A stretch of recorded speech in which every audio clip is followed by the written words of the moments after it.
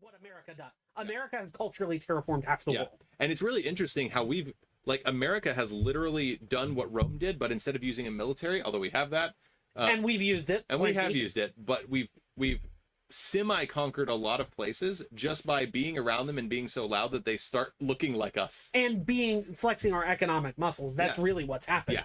We have such economic power that because free markets we economically colonize. There's a really good argument to make that Europe is an economic colony of the United States. Yeah. Oh, here's a really good argument. Look at all the money. Due to the existence of the UN and NATO, does that make Europe an empire? I just thought about this. I think the European Union is an empire. That one. Yeah. Yeah. Sorry. The European Union is an empire. The Europeans have tried so many ways to name them all getting together to try to be big. Yeah. And it's like the UN is not an empire because it's not effectual enough. It doesn't act. It's not. But the EU is definitely an empire. 100% an empire. Yeah. And it's a corrupt empire. It's a very corrupt empire. Yeah. But it is one. But it's still a vassal empire under the super empire of America. Here's how America imperialize. Here's how American colonialism works these days. We flex our economic muscles to make you super rich, but you're super rich because of us.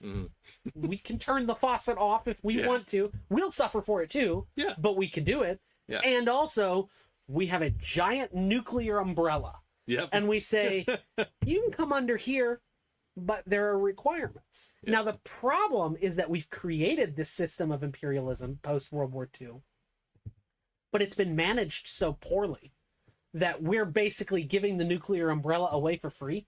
Yeah. And that's bad for America. We're giving away the thing we sell for free. Yes. And that's bad for America. Yeah. And this is why my whole take on Ukraine is I think there are rational interests that America has in Ukraine. It's not about, let's protect democracy.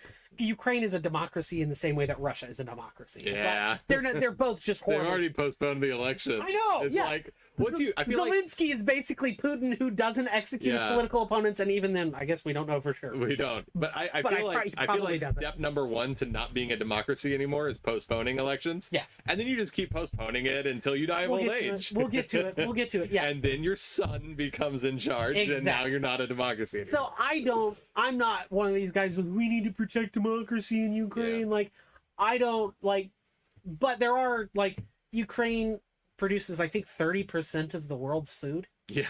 And so it's crazy. From that perspective, So from that perspective, I'm like, okay, I can understand why we wouldn't want to allow Russia to have that leverage over the economy of the world. As a general rule, if Russia wants something, I'm totally fine with saying no. Yeah, to a degree. There's definitely to a degree. We just have to figure out the price we're willing to pay for that no. Exactly. And where no one, Republican or Democrat, is okay with paying that price with American blood. Yeah. That's the line we've drawn. Which is why we haven't seen Biden's writing blank checks, and I don't want to do that either. I don't think he's writing them to Ukraine. Just being honest. He's writing them to the oligarchs. Yeah, he's writing it to his friends who work in the oil industry. Yes. Who live in Ukraine by coincidence. Yes, that's exactly. Yeah. But when it comes to Ukraine, they really want to be under American nuclear umbrella, right? And I'm like, why? Why should we?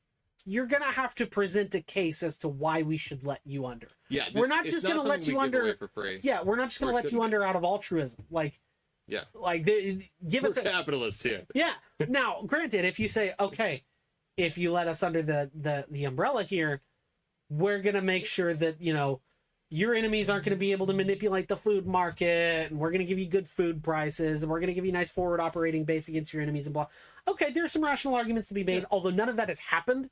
And so now you have Zelensky every 5 minutes. He's like, oh, please, I want to be involved in NATO. And it's like, that's a terrible idea, because the moment that Ukraine is involved in NATO, we all go to war with Russia, because it invokes